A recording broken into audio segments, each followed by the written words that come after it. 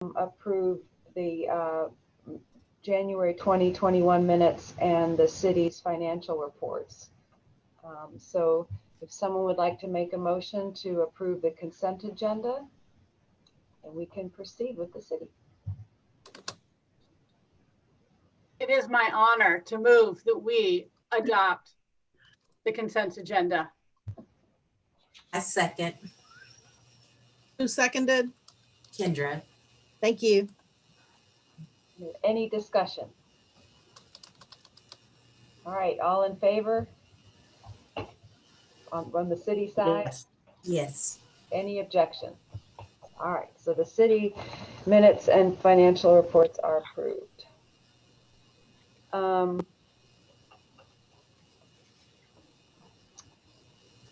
Why don't we wait on the Cqi tool to see if we have other people join us and just skip down to Roman numeral 5 and just to hear any fact updates, Jennifer? So not really an update. I think everything's still going as it has been. So nothing.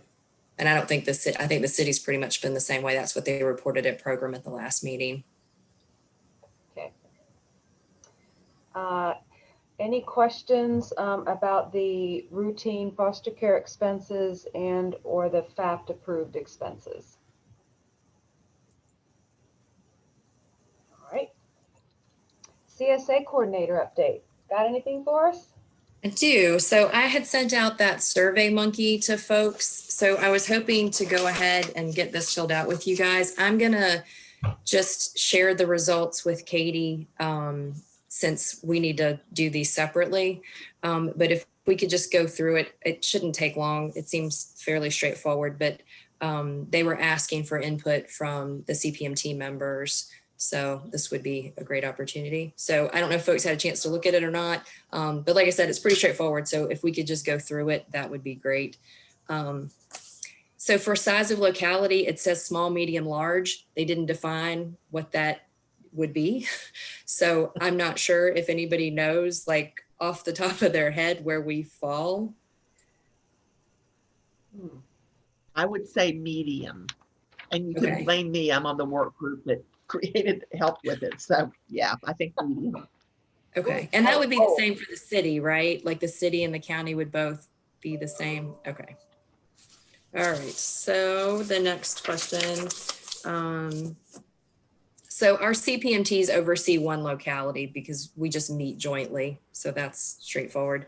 And then the next question was about who makes up your CPMT membership. So we have agency directors, agency managers. Would we say yes to that one? I think we have a mixture. Does it allow you to select that? So we can check all that apply. Okay, And then we've got the parent rep and the private provider rep and local government representation or representative. So all of those. Then it says, how is your CPM chair selected? So the choices are the role is assigned to a specific CPMT member, the chair role rotates between CPMT members, or the chair is elected by CPMT membership. I was thinking we did the last, but I don't want to, does that sound right? I think I remember a dance competition. I didn't dance. I think basically someone is willing and volunteers, and then the whole CPMT endorses that. Okay, so we would say it would be like an elected process, right? I guess, yeah. Okay. Yeah. And it would be, should there ever be an intense competition, right? If there were people who are like running against each other, how amazing would that be to have so many volunteers? So we had to actually choose. You can dream.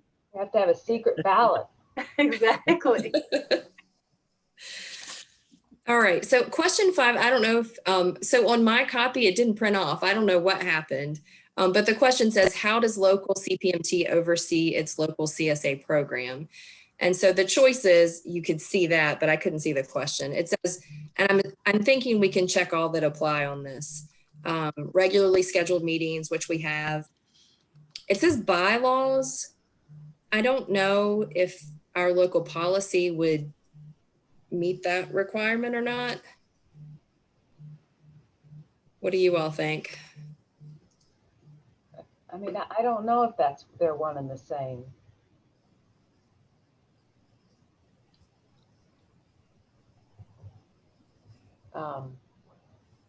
Could we just select regular scheduled meetings because we talk about all the pieces during those meetings?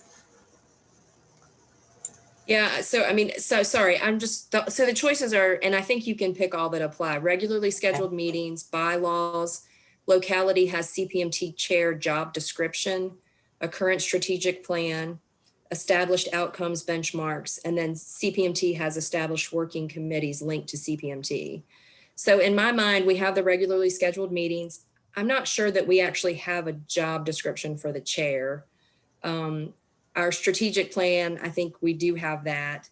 The established outcomes and benchmarks, I mean, some of that was set by the state. And so we use that. So in my mind, we would probably meet that one. And then we have program, which is a working committee of CPMT. So I feel like we pretty much meet all those. The bylaw one, I'm not quite sure about. So I don't have to check that one. Yeah, that makes sense. Okay. So the next question is, what benchmarks does your CPMT use to determine the effectiveness of the local CSA program?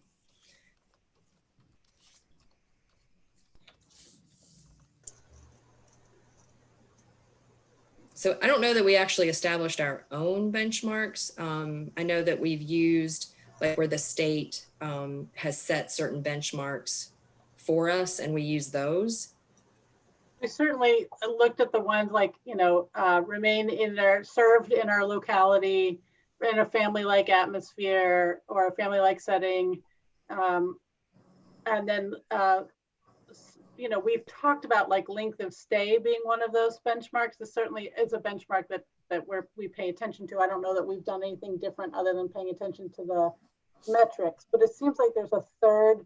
Oh, and changes in TANs, right? Those are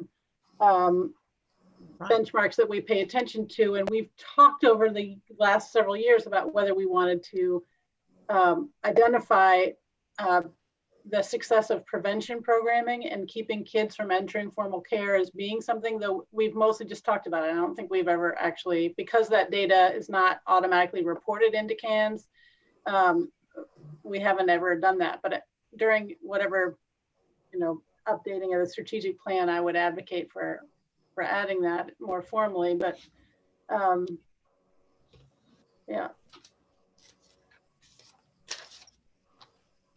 So none of those are different from what unless we added something for prevention, none of those would be different from what the state benchmarks are. Okay. I don't think. So I'll just list out the ones that we currently have that's set by the state. The next question is, who supervises your CSA coordinator? So for us, it's DSS. So the next one says, what are the potential barriers to your local CPMT's success? And then it says, check all that apply. The choices are CPMT membership engagement, CPMT member turnover, CSA coordinator turnover, lack of administrative support available, fiscal challenges, lack of provider representation. I mean, is fiscal challenges their way of saying not enough money? And are they claiming that responsibility for themselves, or is that like local problems? But No, they're not claiming that. They're not claiming it for themselves, I don't think. Okay.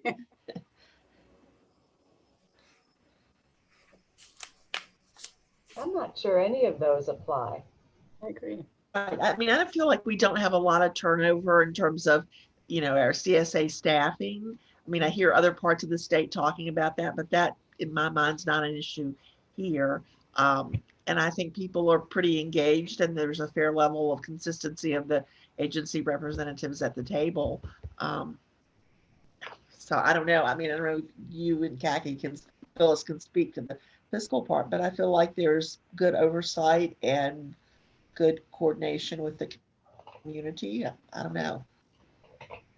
I mean, like I said, I don't think anything applies to us, and I would not say fiscal challenges, because I think our community has been really liberal in terms of thinking creatively and allowing us to use CSA dollars in ways that other localities aren't allowed to. Right. You know, I hear that all the time. Right, So right. No, I would agree with that. So can we say none? I think so, yeah. I just won't check any of them.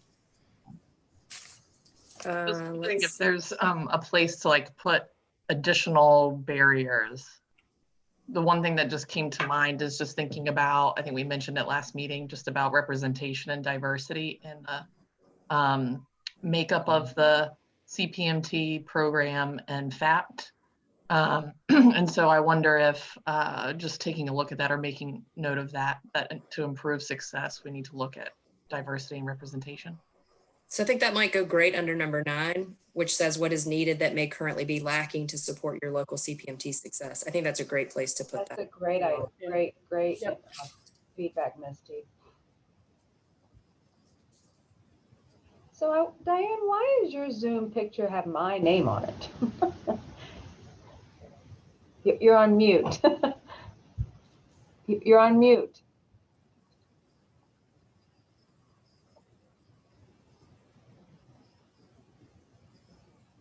Okay, I did not get the Zoom invite, and so I called Katie, and she's off today, and I I emailed Lisa, but Lisa, I'm sure you're not looking at your emails right now. So that's when I contacted you, Phyllis. But it's weird that, because, you know, Lisa just forwarded me the link. So it's weird that using that link it creates my name. I don't know why. I have no idea. It's because Remember it's that- her link. Well, We remember all that have our this is- own. But Remember I'll say, just like the attorney said, he's not a cat. I'm not Phyllis. So, Remember that Lisa sends the link in a separate email. It's a separate email. yeah, I know, but I didn't get it. I mean, I went through, I save all of my emails from Lisa, so I don't know what the story is, Well, but I'm glad you're here. so sorry You I'm can late. you I can change your name. apologize. You can change your name by just clicking on participants, the little Oh. icon Oh, that has under two me. heads. This is 11 participants, and then select your name and whichever Phyllis you are. I'll rename me. Rename me. I Oh, renamed did I you. just? Oh, you Oh, s- oh, thank she you, did it. Lisa. All right. You did it. You Okay. beat me to it. Because I am not Phyllis. No. All right. Okay. So onward and upward, Jennifer. Yep. So the last one is just any additional comments. So if there's anything else you all want to have included. No, I really like what Misty was suggesting. So Yeah. Was this the survey? The survey stuff? Is that Yes. what? Yes. Okay. it's pretty straightforward. Thank you. And so I'm going to share that, like I said, with Katie so that she can fill it out for the city. Great. Does Albemarle have a quorum yet? Lisa? Nita's here.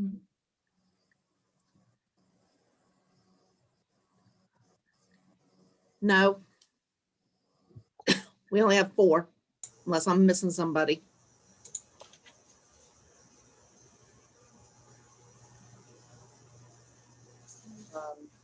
I'm counting. So I've got Krista, Phyllis, Martha, Nita for Albemarle. Okay. Yeah. All right.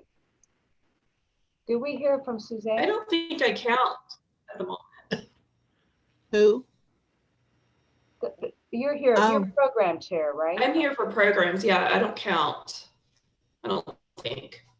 I thought you do. You do count. We've always counted that. Yeah, because you're an official member of the CPMT, the program chair, not you specifically, but your role is a official member. Okay, I was told I didn't count, so I do count. You always count, Krista. I know I I count. was gonna say. But irregardless, Alvaro doesn't have a quorum, so can't No. go back to the minutes and reports. Okay. Let's go ahead with just finishing up the Roman numeral 5. Any OCS communications, Jennifer? Yes, so there was just the one about the sped wrap for the additional allocation if localities were interested. We haven't used ours as much as we have in the past, so I don't see a reason for the county to need to request any additional funds from that. Okay. Any questions about that? All right. Program committee update. Krista? All right, that is me. So included in the paperwork that Lisa emailed out should be what we hope to be our final draft of the family satisfaction survey. So if you guys could take a look at that and let me know if you like it, if there's something you don't like, or if we can be ready to go with using this. Our form of getting it out will be, I believe someone is supposed to help us make it into something like a Survey Monkey so we can text or email links to the families. Is the attachment, say, provider satisfaction survey? Yes, that's the one. Okay. So this would be a separate survey from like the FAPT survey that we do. This one is specific for giving input about providers that would come directly from the families. And Jennifer, didn't we talk about using this to replace that survey? So I think there's sort of a question about what, if Cpmt has feelings about that or not. I know, I think for the county folks, I feel like I know that the surveys there are two different types of surveys. I think the county would be interested in maintaining both just because it's getting feedback on two different things. And so in my mind, for auditing purposes, I think it's always good to have more things that we're trying to engage families about and get their input from. So for us on the county side, we would support continuing to do both. I'm not sure about the city. Okay. Jennifer, I was just reading the survey, and the only thing, and it could be tweaking something, but one thing that just strikes me is it would be nice, a sentence that measures whether the provider is identifying and utilizing strengths, like to further our strengths-based sort of a positive view of the family. I mean, I think something around that measures more of a quality, like, because it's measuring a lot of professionalism. Were they accountable? Did they show up? Did they, so I don't know. I don't feel that strongly about it, but somewhere it feels like we should be measuring sort of quality from were they strengths-based? I think that's a good idea. So do you feel like that should be its own question? Let me pull it up real quick. Yeah, when I'm looking at these questions, I think that really is, none of the other questions is really getting at that. Like, I wonder if we could put, I hate for it to be more than a page because I like that. I wonder if number 1 could read, could sort of fold in the supports and services I received or something, but something around our message towards we want providers to be utilizing the strengths of families and recognizing it. So I don't know. And I'd also just add, and this is kind of can be added to that same question, is I was involved, or my voice or my ideas were involved in treatment planning or service delivery. I totally agree. Yeah. So I was consulted, or I provided. I felt input. heard. you know, maybe Misty, or I felt heard, or I like the way you first said it, sort of my voice was represented, or I felt. I don't remember how I first said it. I know that was just a moment ago. It's sort of embracing sort of the empowerment that we want families to feel empowered, and we want to be strengths-based, back to our systems of care values. It doesn't, I mean, I hate to be critical, but I would want to kind of string in those questions, pieces of our system of care values that. Well, why don't we just send that feedback back to program and allow them to think about how to craft it? Yeah. But just the basic feedback is, can we incorporate questions that address, you know, that the approach were strengths-based and that the family was involved in the decision making or something like that. Krista, would that work?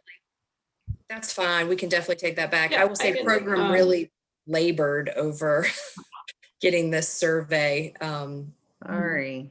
There's a lot of kind of versions that we went through trying to get to a place that we had something to bring to Cpmt. So we can definitely take it back with that feedback. But I will just say, like, they struggled with it just like you all are, like just trying to, because you don't want it overloaded with questions. We were really trying hard to keep it brief because like Tamara had pointed out, if it gets too long, people aren't even going to look at it. And so we were just trying to be mindful of all the things. I certainly appreciate that, but I think that since the strengths-based theme is such a predominant part of our practice model, it seems like it should be reflected somehow. But I don't know that it needs to be another question. I think the way Misty and Nita were talking about folding it into like question one, I think that would work. Right. And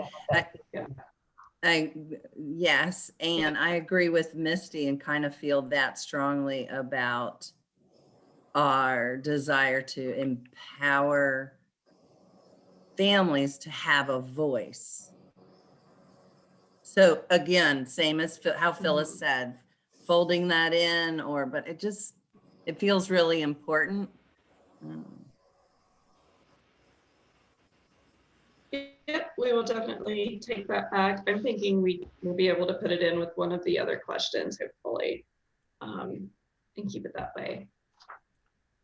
So we should have another draft for you next month. All the work that the program's done on this.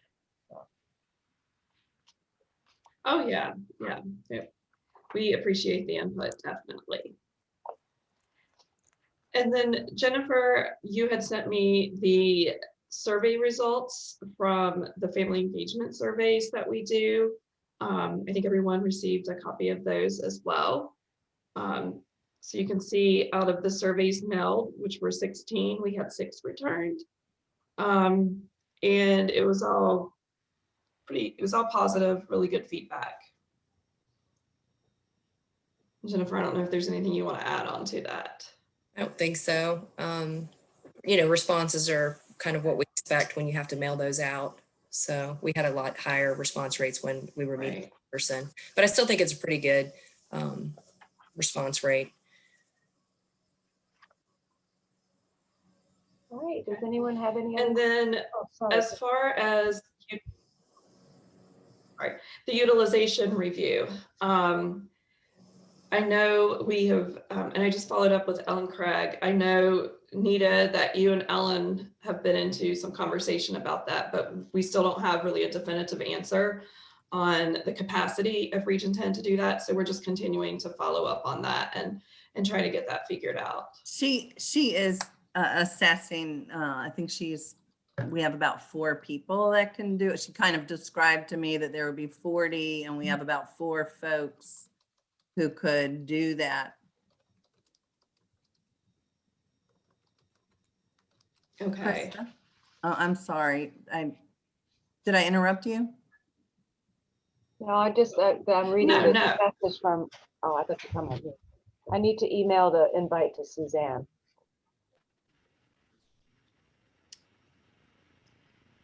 So Nita, you said that Ellen is still assessing that, but we would probably have about 40 and you have about 4 people who could do them, correct? My internet's cutting out. I know. That's what she emailed me, was 4 names, her being one, and 3 of her staff that are equipped to do it. And she knew it as 40. So I'll just get her to hook back up with you, Krista, if that's okay. And Okay. I think she'll be ready to move forward. Okay, sounds good. Thank you. And I think that's all for program. All right, thanks, Krista. Any questions for Krista? Okay. Well, maybe if Suzanne is successful at hopping on, then we'll have a quorum. So how about if we go back to the CQI tool? And so I think that's Khaki and Jennifer. Yes, so I'm going to attempt to screen share. Oh, okay, good. Are you gonna share the CQI tool first and then go to the fancy graphs? So I'm going to just do this one snapshot because it covers the first 3 data points that we need to talk about. I was just gonna remind people what the CQI tool actually says. Yeah. Okay. Let me see if I can do this. Okay, Lori's here and Michelle's here, so we have a quorum.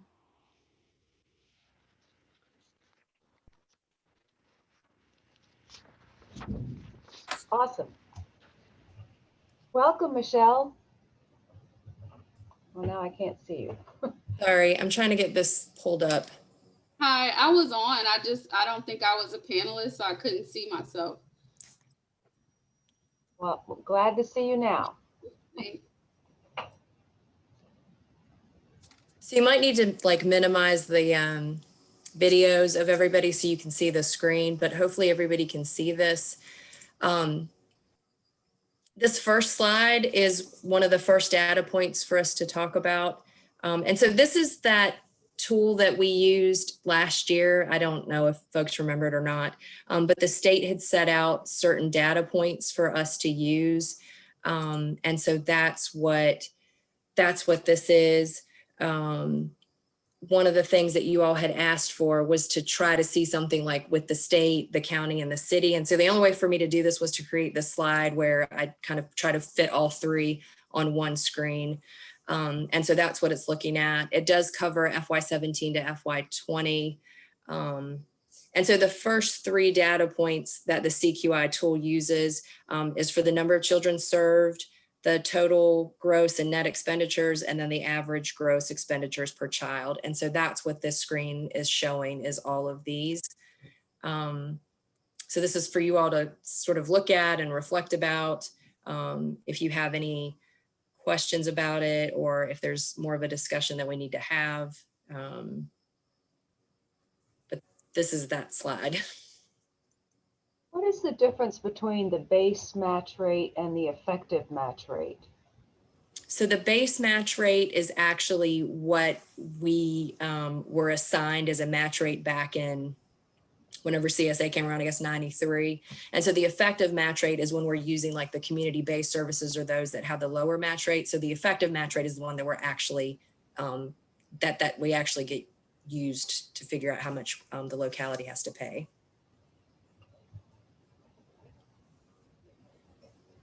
One thing to note that is just noticeable. I don't know that it means a whole lot. I think we have an explanation for it, but maybe worth sort of noting in our notes on the CQI tool is that Albemarle's average expenditures are more than the state average, and Charlottesville's are less than the state average. And that's interesting given the fact that we share many of the same practical resources for our kids and families. And I suspect if Kevin were here, he would probably say it's because of the additional school costs for Albemarle. But yes, and you can actually, when we get to some of the other slides, you might be able to see that the difference that tend to show between the city and county is we have a lot more like private day placements and residential placements from IEPs than the city. Mm-hmm. And so the cost of that drives a lot of our expenses.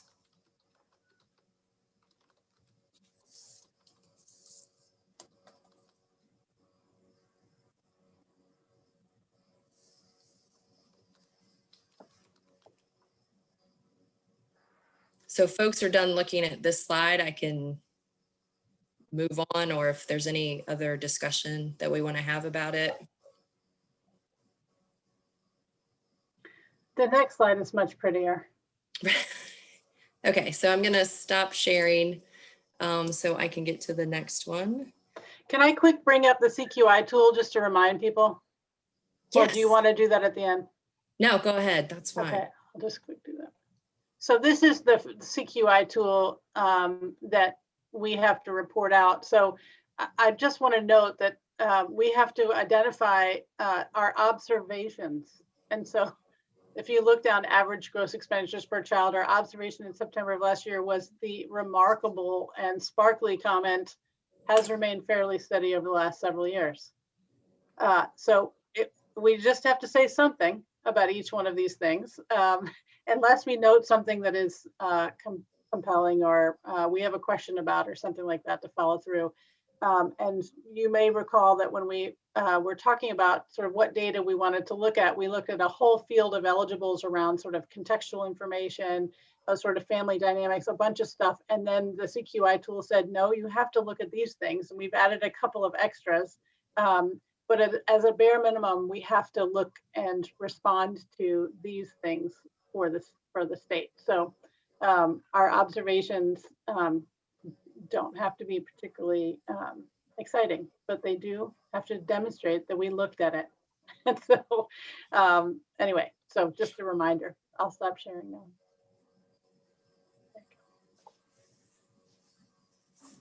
So I don't know if folks have anything that they want to list for observations under those first three. But I'll note the things that Caqi pointed out as far as the difference between the average expenditures between the county and the city and the state. And our reasons for why we think that's the case.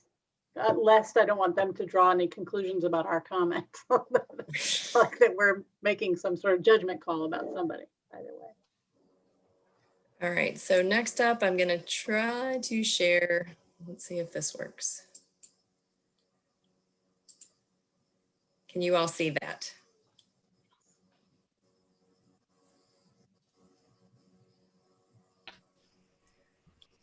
All right, so the next thing to talk about, the next data point is demographics.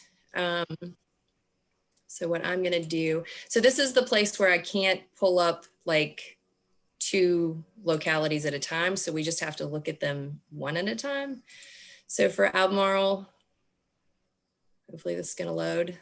There we go. Here is the demographics for Albemarle. And so as you look at this, you can see like the service placement types. So we have like community-based, special education, this is residential, and then this would be like foster care. So the referral source is here. The little yellow blurb is DJJ. And again, you can see the breakdown of race, gender, and age. So this would be for all of the CSA kids that are served. If you all are interested in seeing more of a breakdown of demographics by the different service placement types, we can actually click on this and it'll do it that way if you're interested in seeing that. But this is just the overall snapshot of who the county is serving. So I don't know if anybody has any comments or observations about that.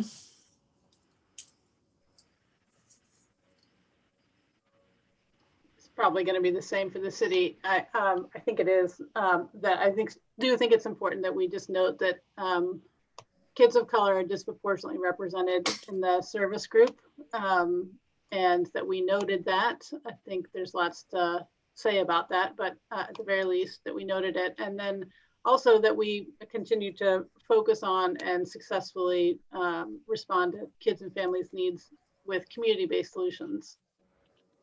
And I can actually pull up the city.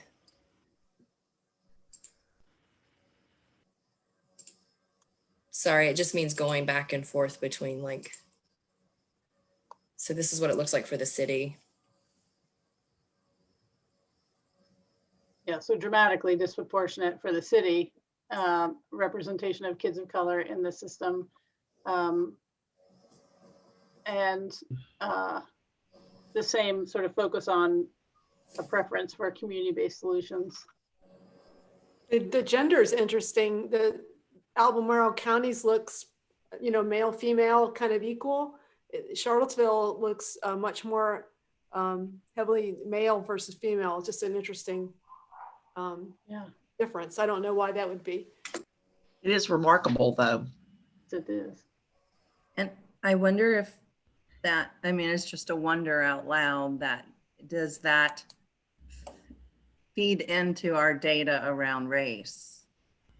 So meaning if Black males are being over identified.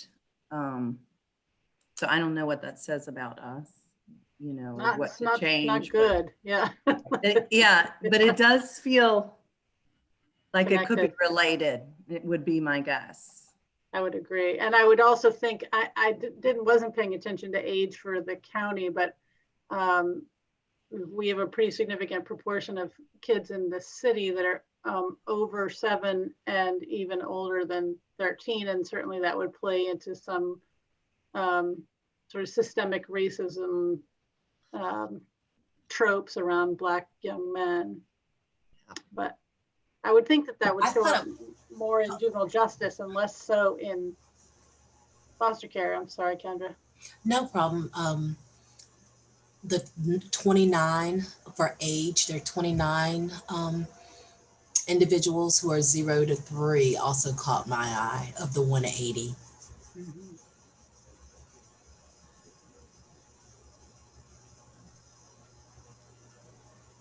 Is that fewer or more than you would have expected? More. Hmm.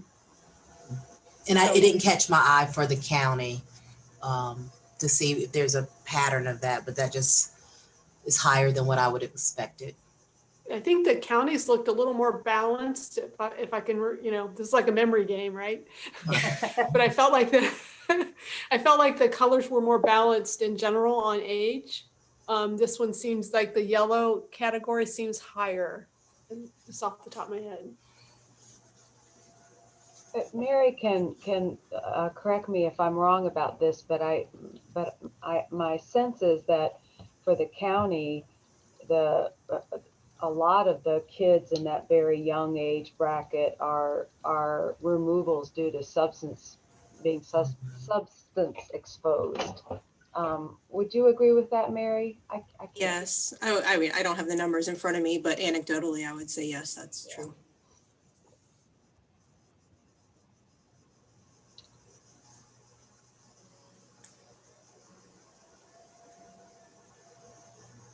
Could someone explain a little bit more about what referral source means?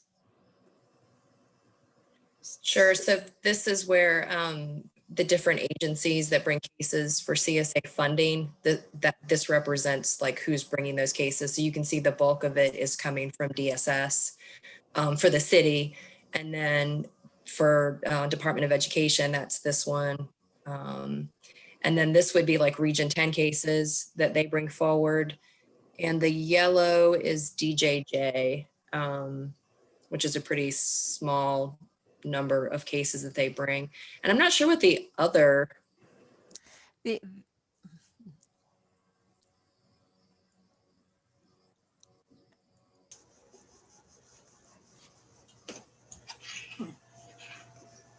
Well, I don't see, is a CSB? I can't, is ACS. So that would be the parental placement. Mm-hmm. I don't know what the other would be.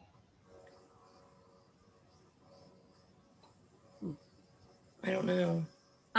With that tool, well, this is a new subject, but I just wanted to, I don't know what it's probably typos that went in that they couldn't put in, but can you hit the year prior? I'm just sort of taken by that race. Just, is that different? Because, it's only.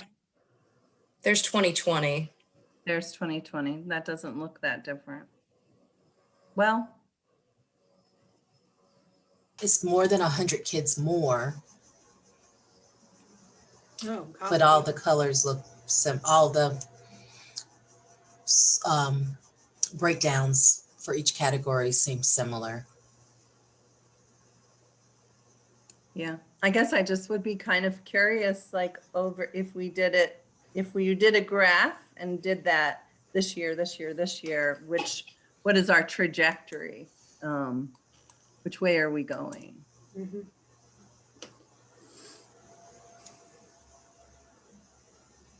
So that could certainly be part of the planned response on the template of something for CPMT to look at. If that's something that the group would want to see.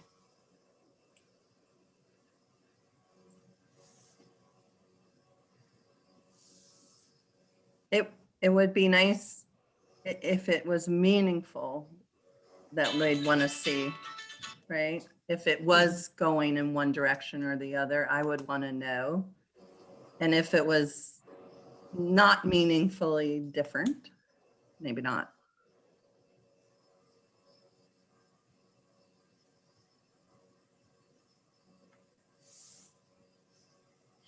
So I'm gonna move on, if that's okay. We can, I just want to show you the screens and then I can stop sharing so we can all see each other and have a discussion if you want. But the next thing would be like the outcomes that the state had set measurements for.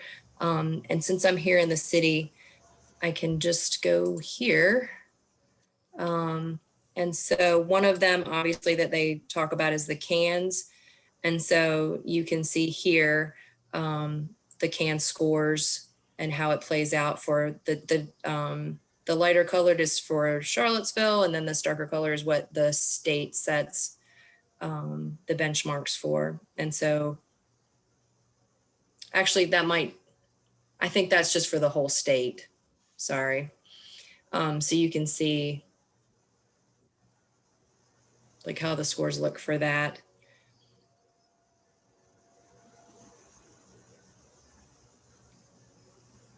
So once you look at this screen, I'm going to switch it over to the county because, like I said, I don't have a way to show more than one at a time. Always challenging with the cans because there's so much inter-rater reliability issues, you know. So when I see how, you know, consistently the city's percentages are lower, you know, that I ask the question, well, you know, across the state, do people rate things differently? It's just, anyway, it's just frustrating. In other words, I'm not sure this is very meaningful. Right. I'm trying to say that. Sorry, actually, if you guys don't mind, before I switch out of the city, I'm just going to pull up this one, which shows you the community-based and the ICC. And again, like you'll see this with the city and the county, we both do a really good job of utilizing these services. And so we definitely exceed what the state sets. So again, I'm gonna switch back to the county.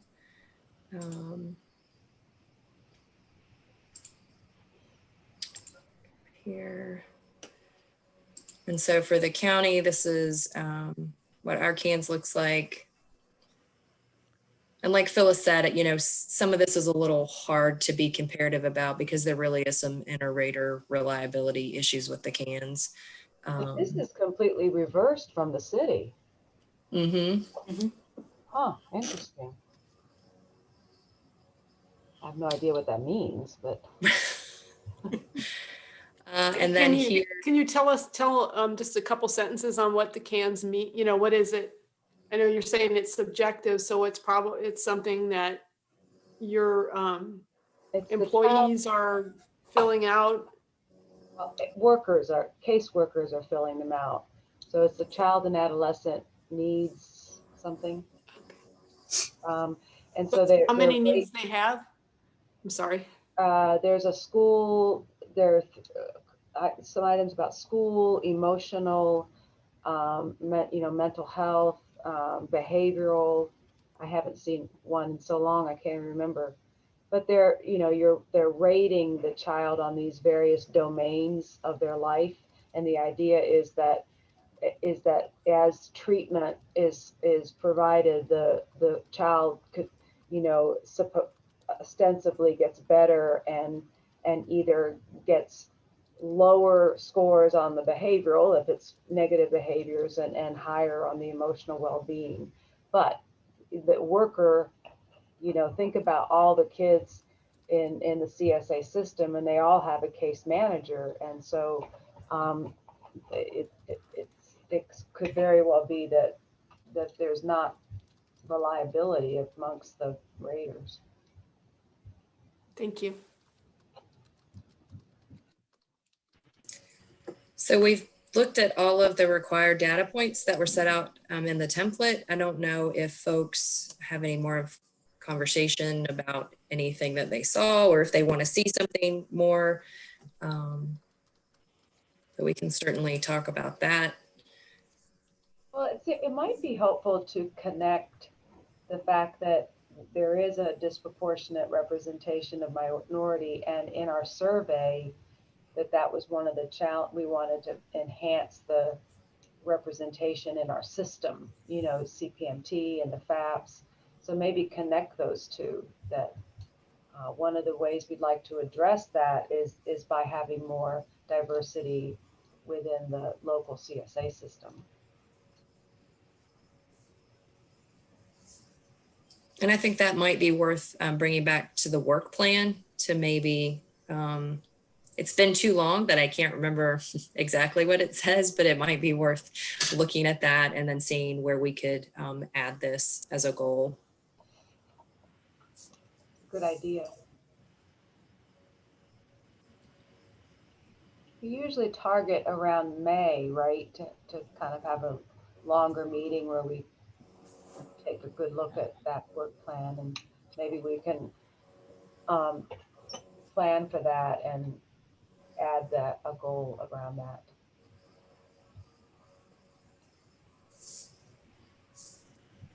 So anything else from the group about this? I think next steps will be to fill out this template and bring it back to you guys, hopefully next month, to just kind of review and make sure you feel like we've captured the information correctly.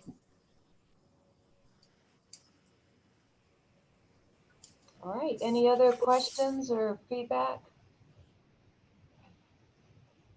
Thank you both, Kathy and Jennifer, for that. I mean, I didn't do anything. Thank you, Jennifer. All right, thank you, Jennifer. Yeah. I think Albemarle has a quorum now, right, Lisa? Yes, definitely. Awesome. So let's go back to look at approving the consent agenda, which consists of the approval of the January 2021 minutes and the January financial reports. So if I could have a motion from one of the county CPMT members, that would just be beautiful. I can make a motion, Awesome. accept this consent agenda. Is there a second? Second. Thank you, Lori. Is there any discussion? All right, all in favor? Any opposed? Great. Thank you. All right, so moving down to other business. So regarding the work plan review, it sounds like one of the things we want to do is maybe target having a retreat around May to look at updating that. I'm going to skip down to C before we do agency updates and go to from CPMT members because I wanted to raise something, not to decide anything today, but just to kind of put it on our radar. So as I was reviewing the financial reports, I reached out to both Martha and then Krista was included to wonder about the fact that we haven't used any of the non-mandated funds, which, as you all remember, when CSA first launched, our localities elected to dedicate a certain amount of money in the non-mandated category, which would be for the court service unit kids. And Cheryl was reminding me that some of the rationale for that was that one of the funding streams that rolled into CSA was the old 286 and something? Yes. Yeah. And 239. 239. And so we wanted to be able to provide that support to the CSU. So I reached out to Martha, and she and Krista both gave me a real thorough explanation for some of the reasons why we haven't used the non-mandated. And so Martha, it would be great if you could just sort of summarize what you shared with me so that we're all kind of in the loop on that. Sure. And Krista, you feel free to jump in. So I think the first thing is a reduction in caseloads, which we've been on the downswing probably for the last 18 months to 2 years. Those have really been dropping, and that's something that we see district wide. So dropping caseloads, I think, is one thing in particular. I think we're at this point a little bit impacted by COVID and what kind of referrals we're getting at intake and the kinds of kids that we're involved with. We sort of have a core of very serious offenders, young offenders that we're working with, but our intake rates, our diversion rates, some of that is down based on, I think, the community's response and how people are handling business during this pandemic. We have a really good funding stream that we didn't have a number of years ago when the JCCs, when they started to reduce the number of correctional centers, some of those funds we were able to retain, and those funds were turned into what we call the continuum money, and we use that to purchase primarily non-residential services, MST, FFT, other kinds of services. And then I think something that we didn't mention in the email to you is that we certainly still have a great collaboration with community attention and programs, evidence-based programs there. So all of those things I think are impacting. Krista, do you have anything to add? I think you pretty much summarized most of it. I think, yeah, we're having just a lot more significant offenses with some kids in the city as well. And right. We seem to be using a little more there, but just a number of things, as Martha had stated. So you are using the non-mandated money a little more in the city then?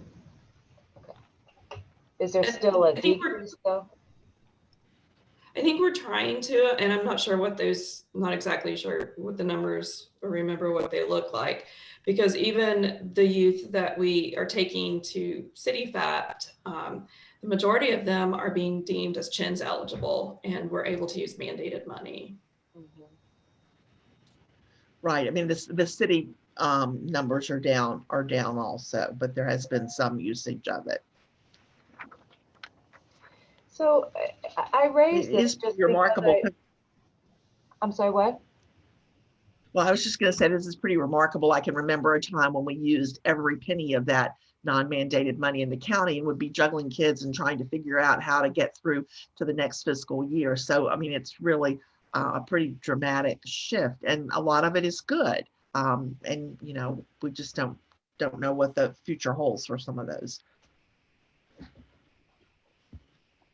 So again, I just really wanted to kind of bring this to the forefront, because certainly we don't want to have funds just sitting there and not be used. So what I'd like to ask is that maybe we can put on the agenda next time is sort of just brainstorming. Are there other ways to support CSU and keeping the non-mandated funds in that under that umbrella, or are there other gaps in our system where we could kind of utilize the non-mandated, or do we just not have a non-mandated category and it all gets lumped into mandated? I'm just throwing out ideas, but I would like for us to have a discussion just so that we're maximizing the use of our resources, and then also thinking through, is there another way we can support the court service unit? Right. Does that all make sense? And I think we'll do some, yes, and I think we'll have some discussion at our administrative team meeting in the next couple of weeks. We have, I think, 2 meetings before we be back here at Cpmt. So we might have some thoughts to share about that too. Awesome. That sounds great, Martha. Thank you both. Anyone have any questions about that, or everybody okay about just continuing this discussion next time with, okay. All right, do we have any other business from any other CPMT member? Are you raising your hand, Nita? No. I started daydreaming. You caught me. Michelle, is this your first CPMT meeting? It is not. That's not, okay. We haven't seen you in a while though, so is there anybody that you haven't met before, either a new member? No, I was here last time, and oh, you were? And I have been on CPMT before. Okay. So Lori raised her hand. Lori Alshouse is the county government representative, and she's the deputy director of finance. No, assistant director of finance, and I don't know what your official You're title is now. close. Yeah, that's good enough. So, you know, money. Yeah, she's in the finance and budget side of the. Yeah. Michelle, nice to meet you. I don't know that I've met you, so I just want to say hi. Hi, nice to meet you as well. Glad you're here. All right. Any other updates? I mean, a business from CPMT members? Any agency updates? So we do need to say goodbye to Diane, right? This is your last CPMT meeting before you head off into the retirement sunset? That is correct. And our assistant director, Sue Moffett, will be joining in my place for the next meetings and the meetings going forward until the city, you know, decides to appoint a new director.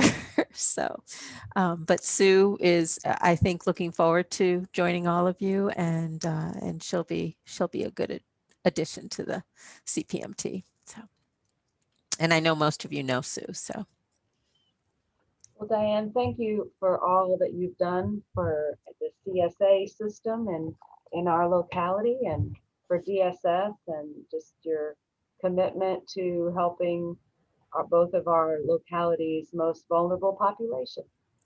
So we thank you for your service. I know that's usually said with someone in the military, but hey, sometimes it feels like the military.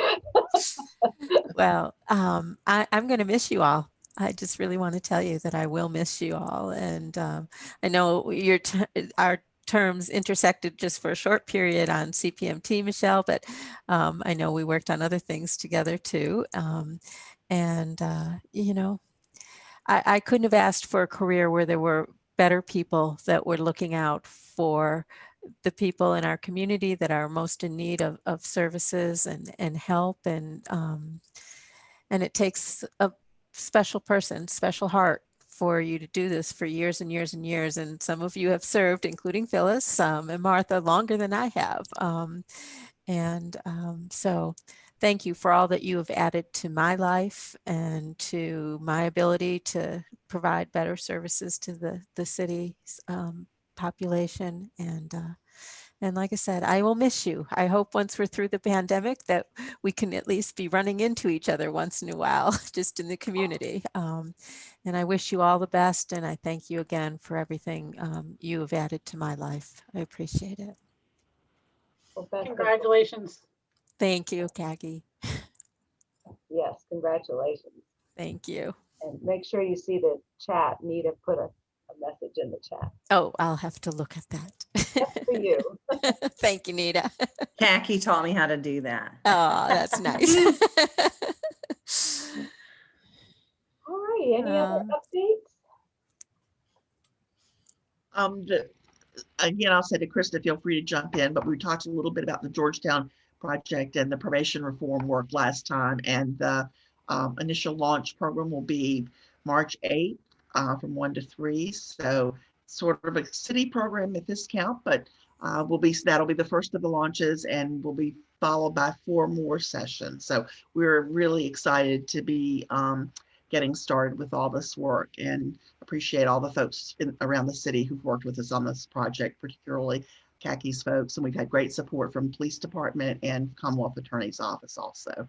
So lots of good work, but it's very exciting to be moving forward a little bit finally. And invitations are being sent as we meet. So hopefully you should have, some of you should have received some. Right, any other updates? Somebody's talking. One of the things I love about this pandemic thing is I get to see everyone's dogs and cats and kids and hear them. All right, I guess that's a wrap. So good luck to you, Diane, and take good care, and we'll welcome Sue next month. And meanwhile, you all stay safe and hope that we don't get as much ice as they're calling for. All right, y'all have a good evening. Yes. Bye.